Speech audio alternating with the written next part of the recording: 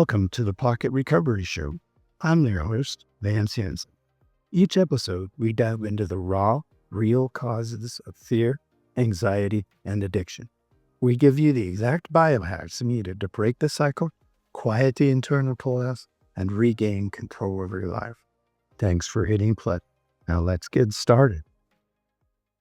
Take a breath. Let your shoulders drop. We made it to the season finale. 6 episodes. The neuroscience of why your nervous system gets hijacked, why you used, why you freeze, why shame sends people back, and why willpower was never the answer. You now have the biology, but biology without practice, it's just information. And information alone does not change nervous systems. Repetition does. Today, we're building the scaffolding. Not more theory, not more science. A concrete, body-first daily practice that takes everything from this season and turns it into something you can actually do. Every day, whether you feel like it or not. Recovery is not a mindset. It's a schedule. And at the end of this episode, you're going to have one. I'm Vance Hansen. This is episode 6 of the Pocket Recovery Show, the season finale. Let's build something. But before we build, I need to show you what's happening on the days you don't have a schedule.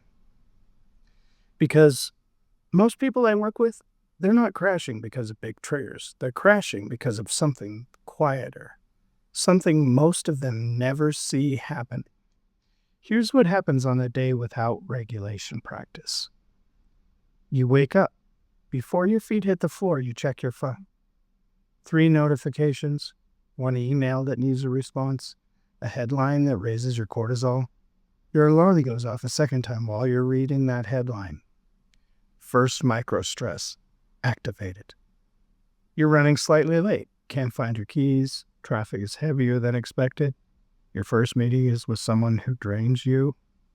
Second, third, fourth, fifth micro stress activated. Each one is small. None of them would destabilize a regulated nervous system on their own, but they don't clear, they stack. By noon, you've hit your threshold, not because something catastrophic has happened, because 20 small stressors accumulated without a single moment of deliberate recovery between them. This is why your evenings feel impossible, even on days that weren't objectively bad. The nervous system used up its capacity before lunch, and no one showed you it was happening. This is where the window of tolerance come in. Dr. Daniel Siegel at UCLA discovered it. It's a zone where you can function. Not too activated fight or flight, not too shut down, not in freeze we covered in episode 3. Inside it, you can think, feel, connect, and make real decisions. Outside it, you're running on survival mode. Every tool in this show becomes harder to reach. Here's what most people don't know about the window. It's not fixed. It expands with consistent daily regulation practice. Every morning you regulate before your nervous system needs it, the window gets wider. Every day you skip, it gets narrower. This is the compounding cost of not having a daily practice. Not one bad day, but a gradual narrowing of capacity that makes everything harder over time. Here's the difference between the 2 approaches. Without a daily practice, the nervous system dysregulates. You reach for a tool, you feel better. It dysregulates again, you reach again. Always catching up, always reactive. With a daily practice, you maintain a regulated baseline before the dysregulation builds. Instead of a 7 trying to get back to a 3, you maintain a 3 so you rarely see a 7. That's the shift. From crisis regulation to baseline maintenance. That's what the scaffolding's for. The microstressors don't stop. Life doesn't become less demanding in recovery. What changes is your nervous system's capacity to absorb the load without tipping over. And that capacity is built in the morning, before the day has thrown a single stressor at you. In early recovery, I did what most people do when they learn about regulation practices. I tried to do everything at once. Full written devotional, written 10th step every evening, full cold shower, managing my anxiety, all of it, every day, starting immediately. What actually happened was I'd try for a few days, then I'd fail at one piece or 2. Then I'd feel guilty that I wasn't taking my recovery seriously. And you know from episode 5 what guilt followed by shame does to a recovering nervous system. It wasn't the practice failing me, it was the impossible standard that was failing me. The full cold shower was too much. I abandoned it within a week. The written devotional stacked on a written 10-step stacked on anxiety and management, it was too much for my tired evening brain, and I'd skip them. Then I'd feel even worse for having skipped them. The breakthrough, it came from 2 places. First, time. And second, working with others who had built solid routines. People who showed me what consistency looked like after the work had already been done. Not the struggle, the result of the struggle. And what they showed me consistently was that a sustainable practice is built on 1 non-negotiable at a time, not 10, 1. For me, that 1 non-negotiable is making my bed. Not because it's a somatic tool, but because it's the one thing I can do every single morning, regardless of how I feel, regardless of what happened the night before, that tells my brain I showed up, that the day started right. Charles Duhigg's research calls these keystone habits, behaviors that trigger a cascade of other positive behaviors. Making the bed is the most researched example, not because of the made bed, but because of what the act signals. On my worst mornings, the ones where anxiety is already running before my feet hit the floor, I still make the bed. And it changes something. Not everything. Something. Here's what I need you to hear.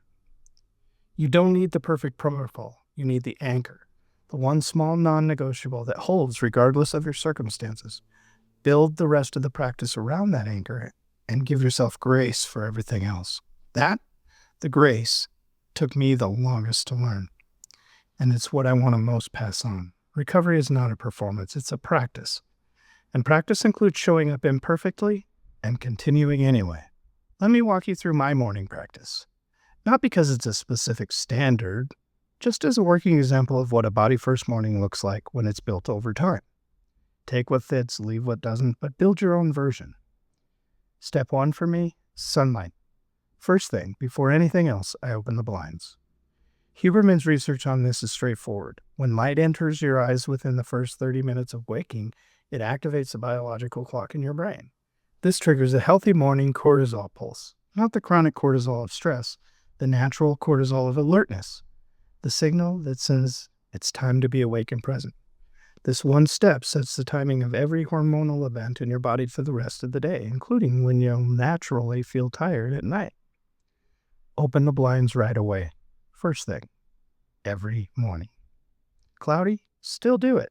The effect works even on overcast days. It's weaker, but it's real.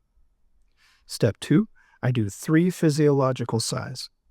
I sit back up and do 3 physiological sighs. You know this tool from episode 3. It's a double inhale followed by a long, slow exhale 3 times. Here's what it does in the morning that's different from a crisis. When you wake up, carbon dioxide from sleep is elevated. The sigh clears it. It activates vagal tone, drops your baseline activation before the first micro stress of the day arrives. You're regulating before your nervous system needs it, and that's the whole point. Third, what do? Forward-facing thinking. I let my mind go to what I'm looking forward to today. Not gratitude journaling or a written list, just allowing my mind to orient towards the positive possibilities in the day ahead. It's not just a mindset exercise, though. It's a neurochemical one. Neuroscientist Jaak Panksepp identified what he called the seeking system. One of the brain's primary emotional operating systems is driven by dopamine. When you orient towards something you're looking forward to, you prime that system. You start the day in approach mode instead of avoidance mode. For people in recovery whose dopamine baseline has been depleted, which we covered in episode 4, this matters. You're rebuilding the motivation architecture one morning at a time. Then, when my mind starts to drift, and it does, that's my signal to head for the shower. The 4th thing I do, the cold shower. The last 60 seconds of my shower are cold. I want to be precise about why, because this connects directly to episode 4. Chronic substance use depletes the dopamine baseline. The phasic spike substances produced, massive, reliable, and fast, they trained the receptor system to stop producing enough dopamine naturally. which is why early recovery often feels flat, unmotivated, and colorless. Well, the baseline's been lowered. Cold water addresses this at the biology level. Huberman's research cites studies showing that cold water exposure produces a significant, sustained elevation in dopamine and norepinephrine, up to 250% above baseline. And critically, unlike the quick spike of a substance reward that spikes really high and crashes fast, the elevation is sustained and it persists for hours. Not a spike, a floor. That's what a recovering nervous system needs more of. Not more intensity, a higher starting point. Start with 60 seconds of cold at the end of a warm shower, not a full cold shower. That's what I tried and abandoned it within a week. 60 seconds at the end is sustainable. Build from there if you want, but 60 seconds is enough. And then my anchor, I make the bed. Every morning, without negotiation. This is the keystone that holds everything else together. The achievement that says the day started right, the one non-negotiable that remains regardless of what the day throws at it. Sunlight, 3 size, forward focus, 60 seconds cold, make the bed. 5 elements, under 15 minutes every morning. Welcome back. Let's look at the day's close. The morning practice regulates you into the day. The evening practice closes the loop. Without a deliberate evening practice, your nervous system never gets the signal that the day is actually over. The amygdala keeps scanning, cortisol stays elevated. In early recovery, when the baseline is already running high, that failure to close the loop is a large part of what produces the racing thoughts and the disrupted sleep, as well as the 3 a.m. anxiety that arrives for no reason. The first element of the evening is a devotional. My evening practice starts with reading a devotional. Here's what slow, intentional reading does at the biology level. It narrows your focus to something outside the day's demands. The breath slows naturally, the visual system stops scanning, the rumination loop that evenings tend to hold gets interrupted. It signals your nervous system the day is transitioning. Your version might not be a devotional, chapter of a book, a poem, anything that requires slow, focused attention without urgency. The physiological effect will be the same. The second, reflection. I reflect on the day. Not a written 10-step anymore, though it did serve me for years. Now, it's internal, a simple two-part question I ask myself. Where did I show up as the man I want to be today? And where didn't I?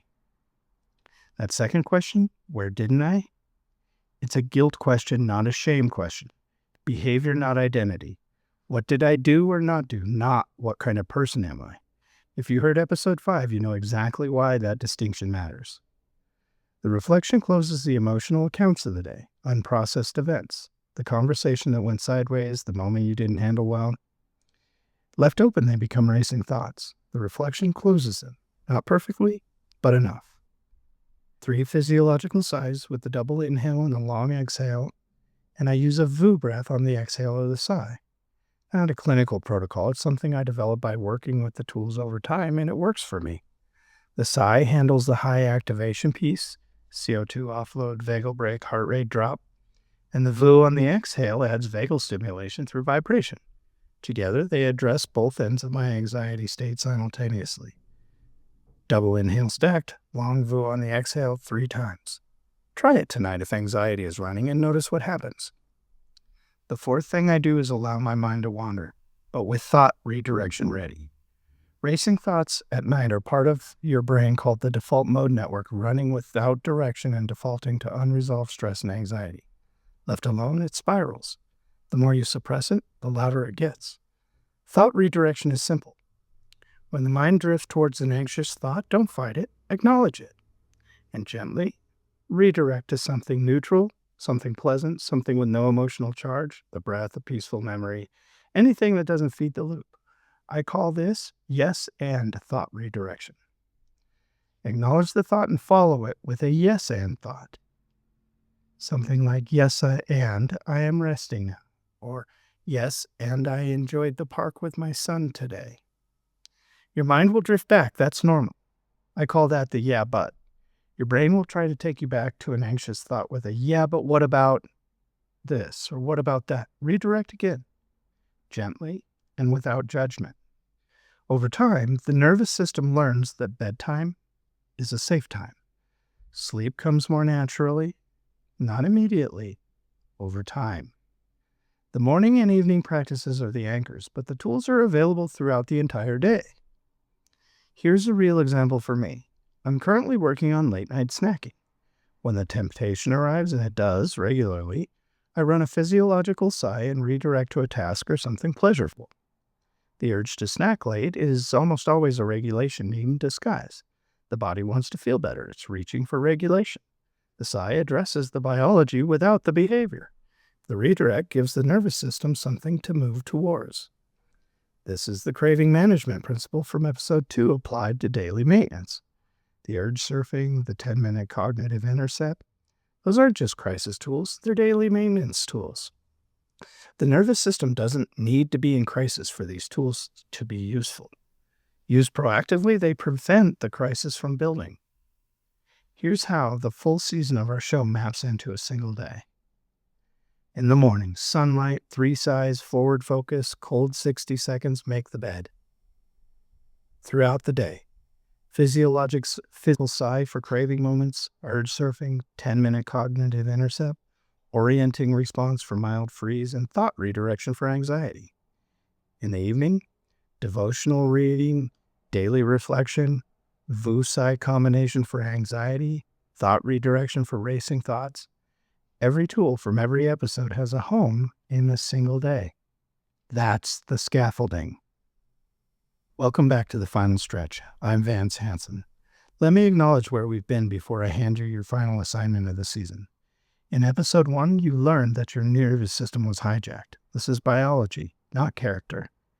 In episode 2, the break you think you have over your craving was never real, but the math of the craving can be outlasted. Episode 3, the freeze that looks like laziness, coldness, and brokenness is a survival state, and there are 4 body-first tools to interrupt it. Episode 4, the substance worked because your nervous system was in freeze and it needed a circuit breaker. Understanding that changes everything about recovery. Episode 5, shame about the addiction is one of the primary forces driving the relapse loop, and it requires the same body-first interrupt as the freeze itself. Right here in episode 6, all of it becomes daily practice, not a mindset, a schedule, a body-first architecture that accumulates neuroplastic change over time. That is a complete season of work. Before I give you the assignment, the honest neuroplasticity note. 6 weeks of listening does not rebuild a nervous system that took years to dysregulate, but 6 weeks of consistent daily practice begins to. Remember Hebb's principle? Neurons that fire together wire together? That means every morning you run your protocol, every evening you close the day's loop, every craving you outlast with a tool instead of a behavior, you're laying a new neural pathway. Thin at first, barely perceptible, but real, and it compounds. At 3 months, the window of tolerance is wider. At 6 months, regulation starts to feel like your default. At a year, people who knew you in your dysregulation will definitely be noticing something different, and they won't know what changed. What changed was you chose a body-first daily practice and kept choosing it even when you didn't feel like it was working. Don't measure it in days, measure it in direction. Just one choice to regulate is progress. Here's your assignment for the week, the most practical one of the system. Design your morning regulation protocol. Not the perfect one, not the one you think you should have, the one that is actually sustainable from where you are right now. Step 1, choose your anchor, the one non-negotiable. For me, this is making the bed. One thing cannot be skipped. Step 2, add one tool from the season. Just one. Pick the one that resonated most across the episodes. One tool right after the anchor every morning. Step 3, set a specific time. Not a range, a time. 6:45, 7, whatever works for your life. Same time every day tells the biology this is a practice, not an event. Step 4, do it for 7 days. Not perfectly, consistently. If you miss a morning, don't start over. Resume the next day. Give yourself grace and keep going. The practice is not destroyed by one missed day. It's built by one more day chosen. At the end of 7 days, notice 2 things. Does the day feel different on the days you ran the protocol? And what would you change or add to make it more sustainable? You're designing your own regulation architecture. That is the work. I want to close this season with a truth that I want you to carry. Your nervous system is not the enemy. It learned what it learned in the environments it was in. It built the freeze because freeze was adaptive. It reached for the substance because the substance regulated it when nothing else could. It held the shame because the shame felt like the one thing keeping everything from falling apart. Every pattern we covered in this season was a solution your biology found to a problem it didn't have better tools for. You now have better tools. And here's what the neuroscience actually promises, not hopes, promises about what happens when you use them consistently. The brain changes. The neural pathways built in dysregulation are not permanent. They're just well practiced. And well practiced pathways, they can be bested by new ones if you practice them more.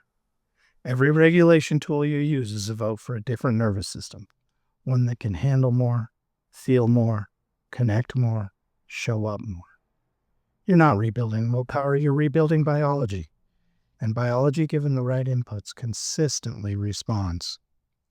This is the promise of neuroplasticity, and it belongs to every nervous system in this conversation, regardless of how long the dysregulation has been running.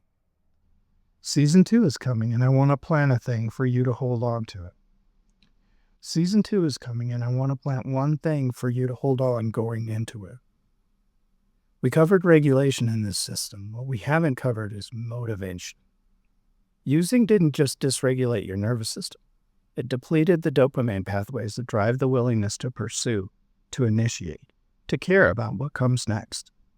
Chronic use eroded those circuits, and no amount of willpower restores them. But biology does. Every cold shower, every morning protocol, every tool chosen over a substance, you've already started rebuilding the motivation architecture. Season 2 is where we go deep. The neuroscience of motivation, tonic dopamine, and how recovering nervous systems rebuild the drive to pursue a life they actually want. We go there next season. Keep the practice running until we get there. Thank you for being here on the Pocket Recovery Show, the whole season of it. I'm Vance Hansen. Breathe slow, stay grounded, and I will see you in Season 2. You're not broken. You're hijacked. That wraps up today's episode of the Pocket Recovery Show. Remember, change doesn't happen in giant, heroic leaps. It happens in the tiny, invisible spaces between a trigger and a reaction.